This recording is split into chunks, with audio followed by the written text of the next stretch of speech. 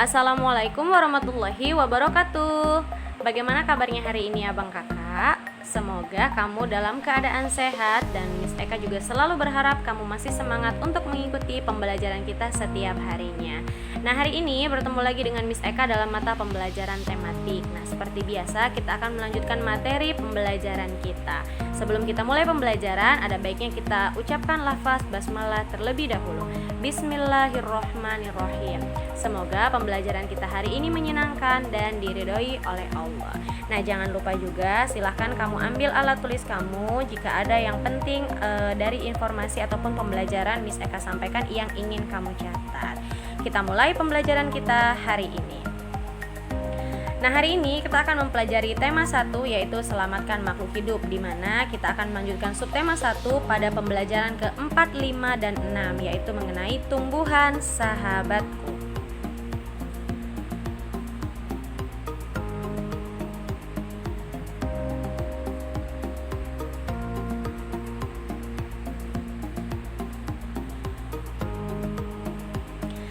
Adapun tujuan pembelajaran kita hari ini, yang pertama, setelah mengamati gambar situasi, siswa mampu menemukan 3 contoh pelaksanaan sila ketiga dari sila Pancasila dalam kehidupan sehari-hari dengan benar. Yang kedua, setelah membaca teks tentang ASEAN dan kondisi geografisnya, siswa mampu menyebutkan kehidupan sosial budaya dari 2 negara terkait kondisi geografisnya dengan benar. Dan yang terakhir, setelah berdiskusi, siswa mampu membuat kesimpulan dari suatu teks menggunakan kosakata baku. Nah, itulah ketiga tujuan pembelajaran untuk materi hari ini yang harus kita capai. Nah, materi yang pertama yaitu mengenai membuat kesimpulan yang baik. Nah, di pembelajaran sebelumnya kan, yaitu pada pembelajaran 1, kamu sudah membaca teks tentang bagaimana jagung berkembang biak. Nah, dari teks yang kamu baca kita bisa menemukan ide pokok dan kesimpulan. Contohnya pada paragraf pertama, yaitu dalam teks jagung merupakan salah satu tanaman yang dijadikan bahan makanan pokok di berbagai daerah, juga di Indonesia. Nah, contohnya yaitu penduduk Pulau Madura menjadikan jagung sebagai makanan pokoknya. Jagung itu merupakan salah satu tanaman penghasil karbohidrat yang sangat diperlukan oleh tubuh. Nah, ide pokok dari paragraf tersebut adalah jagung merupakan salah satu makanan pokok masyarakat Indonesia. Jadi kesimpulannya bahwa jagung itu sangat penting di Indonesia. Itulah cara menemukan ide pokok beserta dengan kesimpulannya dari masing-masing teks biasanya dalam setiap paragrafnya.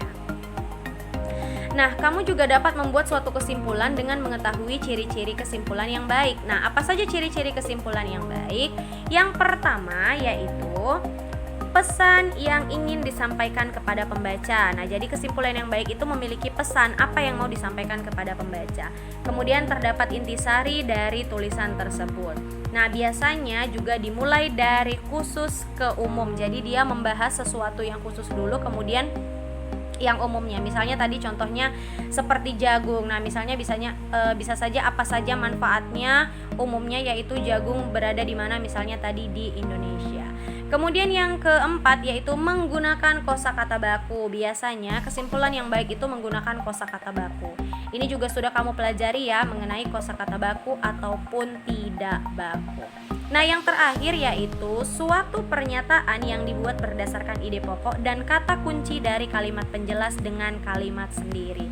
Jadi biasanya ada pernyataan yang kita buat setelah kita menemukan ide pokok dan kata kunci dari setiap paragraf itu biasanya kita membuatnya dengan memperjelas kalimat tersebut dengan menggunakan kalimat kita sendiri. Nah, itulah ciri-ciri agar bisa membuat kesimpulan yang baik. Jadi kesimpulan yang baik itu biasanya terdiri dari kelima ciri tersebut. Kemudian masuk ke materi mengenai nilai-nilai sila ketiga dan keempat dalam kehidupan sehari-hari. Kalau di pembelajaran sebelumnya yang kita bahas adalah mengenai nilai-nilai yang terkandung dalam sila pertama dan sila kedua. Kali ini kita akan membahas mengenai nilai yang terkandung dalam sila ketiga dan keempat. Nah, abang kakak kembali lagi Miss Eka tanya, masih hafal kan isi dari Pancasila? Harus ya, karena sampai kapanpun Pancasila itu merupakan dasar negara, jadi kamu harus hafal. Nah, yaitu sila yang ketiga adalah Persatuan Indonesia, dan yang keempat kerakyatan yang dipimpin oleh hikmat kebijaksanaan dalam permusyawaratan perwakilan. Nah, apa saja sih nilai yang terkandung di dalam sila tersebut? Kita masuk ke sila yang ketiga, yaitu Persatuan Indonesia. Nah, nilai yang terkandung adalah yang pertama, menggunakan bahasa Persatuan Indonesia. Kemudian yang kedua, memperjuangkan dan mengharumkan nama baik Indonesia ya, atau nama nama baik negara kita, yaitu tanah air kita Indonesia. Nah, mohon maaf di sini agak terpotong, tapi yaitu isinya adalah memperjuangkan dan mengharumkan nama baik negara kita. Jadi di sini kan nilai yang terkandungnya namanya Persatuan Indonesia, yang berhubungan dengan mempersatukan bangsa, kemudian yang bertujuan untuk membina persatuan agar kehidupan kita dalam bernegara itu semakin kokoh. Nah, jadi menggunakan bahasa Persatuan Indonesia. Jadi kan bahasa nasional kita adalah bahasa Indonesia. Jadi saya nggak boleh menggunakan bahasa daerah. Boleh, bukan dikatakan tidak boleh. Tapi ketika kita ada di instansi formal, contohnya sekolah, maka kita menggunakan bahasa Persatuan Indonesia. Seperti juga ketika berpidato, kemudian misalnya ada dalam suatu acara yang penting, itu biasanya menggunakan bahasa Persatuan Indonesia. Kemudian kita masuk ke nilai-nilai yang terkandung dalam sila keempat. Nah, yang pertama adalah tidak memaksakan kehendak kita kepada orang lain. Nah, namanya saja di sini kan bermusyawarah, dimana kalau bermusyawarah itu kan berarti kita itu tidak hanya egois, tidak mementingkan kepentingan kita sendiri. Jadi tidak memaksakan kehendak kepada orang lain. Contoh sederhananya sangat-sangat mudah. Misalnya ketika kamu sedang belajar kelompok di sekolah. Nah, namanya belajar kelompok ini itu sudah bisa kita terapkan nilai yang terkandung dalam sila keempat, yaitu tidak memaksakan kehendak kepada orang lain. Namanya berkelompok, dalam satu kelompok itu memiliki beberapa anggota, maka ketika masing-masing anggota itu memiliki ide atau pendapat, itu harus diterima dengan baik gitu. Bukan berarti kamu tidak bisa mengutarakan ide kamu, bisa, hanya saja tidak memaksakan bahwa misalnya dalam kelompok tersebut harus ide dan pemikiran kamu yang digunakan. Nah, itu adalah hal yang salah, itu namanya egois. Jadi kebalikannya, bahwa kita sebagai warga negara yang baik menerapkan sila keempat, yaitu tidak egois dan tidak memaksakan kehendak kita kepada orang lain. Nah, berlanjut juga mengutamakan musyawarah dalam mengambil keputusan bersama, seperti yang Miss Eka katakan tadi. Contohnya banyak ya abang kakak dalam kehidupan kita sehari-hari. Contohnya seperti pilkada, pemilu, kemudian pemilihan ketua kelas, atau bahkan pemilihan lurah, pemilihan ketua RT misalnya. Jadi bisa digunakan sila keempat, yaitu nilai yang terkandung di dalamnya. Nah, yang ketiga apa? Yang ketiga adalah menghormati dan menjunjung tinggi setiap keputusan yang dicapai sebagai hasil musyawarah.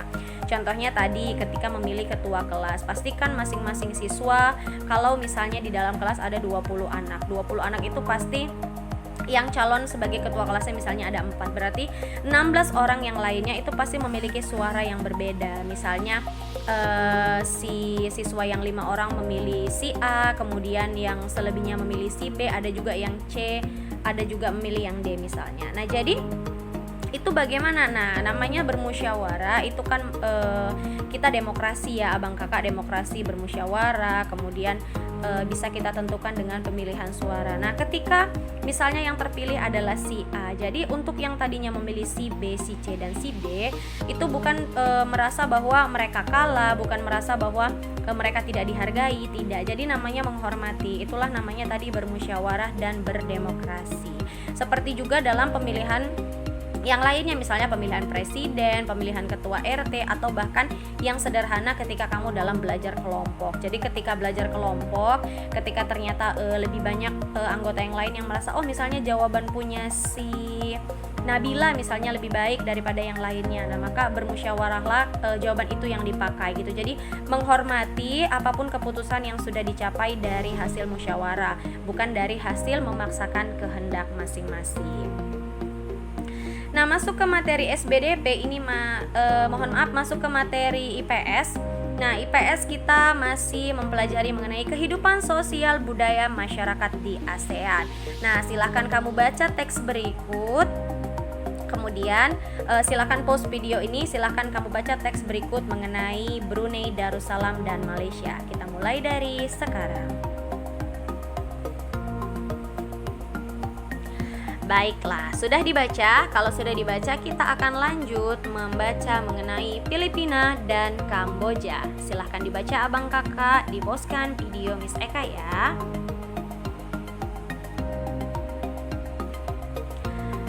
Oke, sudah dibaca Filipina dan Kamboja. Kita lanjut ke Myanmar dan Vietnam. Silahkan dibaca mengenai negara Myanmar dan negara Vietnam. Dimulai dari sekarang.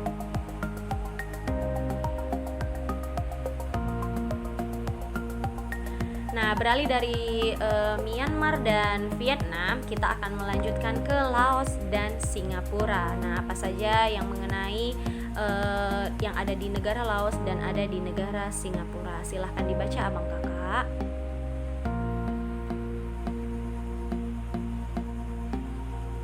Oke, nah yang terakhir itu ada Thailand. Silahkan dibaca mengenai kondisi geografis yang ada di negara Thailand. Oke, nah dari negara-negara anggota ASEAN yang sudah kamu baca, kita bisa menentukan bahwa kondisi geografis Asia Tenggara. Jadi letak geografis di Asia Tenggara itu kan berada di antara 3 perairan, yaitu Samudra Hindia dan Teluk Benggala di bagian barat. Kemudian yang kedua ada Laut Cina Selatan di bagian utara dan Samudra Pasifik di bagian timur. Jadi Asia Tenggara yaitu tadi ada negara Indonesia, Malaysia, Thailand, Singapura dan yang lainnya. Kita itu kondisi geografisnya itu berada di antara 3 perairan. Ingat ya, bagian barat Samudra Hindia dan Teluk Benggala. Kalau di daerah utara, di bagian utara ada Laut Cina Selatan dan di bagian timur ada Samudra Pasifik. Nah, selain itu, selain kondisi geografis Asia Tenggara, kamu tadi juga sudah membaca bahwa di wilayah Asia Tenggara itu dibagi menjadi 2 dataran, yaitu ada yang pertama, dataran berbentuk semenanjung. Nah, apa ini? Negara mana saja? Nah, wilayah yang berbentuk semenanjung itu adalah Myanmar, Thailand, Laos, Kamboja, Vietnam, dan wilayah Malaysia bagian barat. Nah, jadi negara kita tidak tergolong menjadi daratan berbentuk semenanjung. Nah, kita masuk yang kedua, yaitu ada daratan berbentuk gugusan kepulauan. Nah, mana saja negaranya? Selain negara yang berbentuk semenanjung, inilah dia, ada Filipina, Indonesia, kemudian wilayah Malaysia bagian timur, Singapura, dan Brunei Darussalam. Nah, jadi kalau kamu lihat untuk negara yang ternyata daratannya berbentuk gugusan kepulauan itu ada 5 ya abang kakak. Kenapa? Karena tadi Malaysia itu kan bagian baratnya berbentuk semenanjung, sedangkan bagian timurnya itu berbentuk gugusan kepulauan. Jadi kalau ada pertanyaan misalnya untuk kondisi geografis Asia Tenggara, nah negara mana sajakah yang termasuk ke dalam wilayah daratan berbentuk gugusan kepulauan? Yang salah satunya adalah negara kita sendiri, yaitu Indonesia. Benar, ada Indonesia, Singapura, Filipina, Brunei Darussalam, dan Malaysia bagian timur.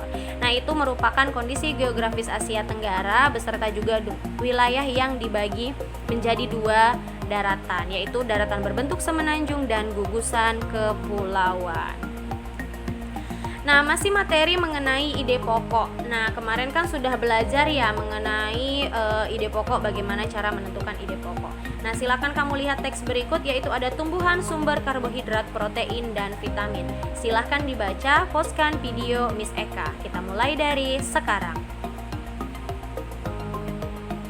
Oke, sudah dibaca? Kalau sudah dibaca, silahkan perhatikan tabel yang Miss Eka tampilkan. Di sini kan ada paragraf pertama, paragraf kedua, dan paragraf ketiga.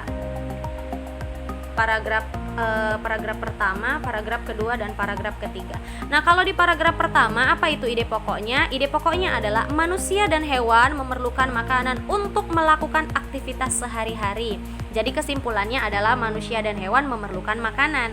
Sedangkan ide pokok di paragraf kedua, manusia dan hewan juga memerlukan makanan yang cukup mengandung protein untuk pertumbuhannya. Jadi kesimpulannya, protein itu sangat penting bagi manusia dan hewan. Dan yang terakhir, di paragraf ketiga, ide pokoknya adalah manusia membutuhkan jenis makanan yang mengandung vitamin. Kesimpulannya, vitamin sangat penting bagi manusia. Jadi cara menentukan kesimpulan itu sebenarnya sangat mudah ketika kamu sudah menemukan ide pokok dari masing-masing paragraf. Di materi sebelumnya juga sudah dijelaskan bahwa yang pertama kali harus kamu sebelum menemukan kesimpulan, kamu harus tahu dulu ide pokok dari masing-masing paragraf itu apa. Contohnya tadi di sini kan di paragraf pertama ide pokok kita temukan, begitu juga di paragraf kedua dan ketiga. Jadi kesimpulannya itu bisa kita ambil dari ide pokok yang sudah kita temukan. Nah, misalnya tadi yang pertama adalah kesimpulannya manusia dan hewan memerlukan makanan. Kedua, bahwa protein itu sangat penting bagi manusia dan hewan. Dan yang ketiga, vitamin itu sangat penting bagi manusia. Nah, jadi seperti itu ya Abang Kakak. Saya yakin sih kalau untuk mengenai ide pokok kamu pasti sudah paham, karena kan ide pokok ini sudah dipelajari dari mulai kamu kelas 3 sudah ada membahas sedikit ya, kemudian kelas 4 sudah dipelajari, kelas 5 lebih dimantapkan. Nah, kelas 6 ini kita mengulang kembali mengenai ide pokok. Nah, Abang Kakak, itulah materi pembelajaran kita hari ini. Jadi banyak ya materi yang kita pelajari, dari mulai kondisi geografis negara-negara anggota ASEAN, kemudian bagaimana cara menentukan ide pokok, kemudian pengamalan nilai-nilai Pancasila, yaitu sila ke-3 dan ke-4 dalam kehidupan sehari-hari. Kita juga tadi membahas mengenai ciri kesimpulan yang baik itu bagaimana. Nah, semoga apa yang Miss Eka sampaikan, apa yang Miss Eka jelaskan bisa kamu pahami. Jika ada yang penting menurut kamu, silahkan kamu boleh catat di buku catatan kamu masing-masing. Nantinya akan sangat berguna ketika kamu akan ujian ataupun menghadapi evaluasi belajar kita. Miss Eka ucapkan terima kasih untuk kamu yang sudah menonton video ini. Jangan lupa ditonton videonya dari awal sampai akhir. Kemudian nantinya kerjakan latihan yang akan diberikan. Nah, Abang Kakak, kita tutup pembelajaran kita dengan lafaz hamdalah. Alhamdulillahirabbil alamin. Sampai jumpa di materi pembelajaran selanjutnya. Assalamualaikum warahmatullahi wabarakatuh.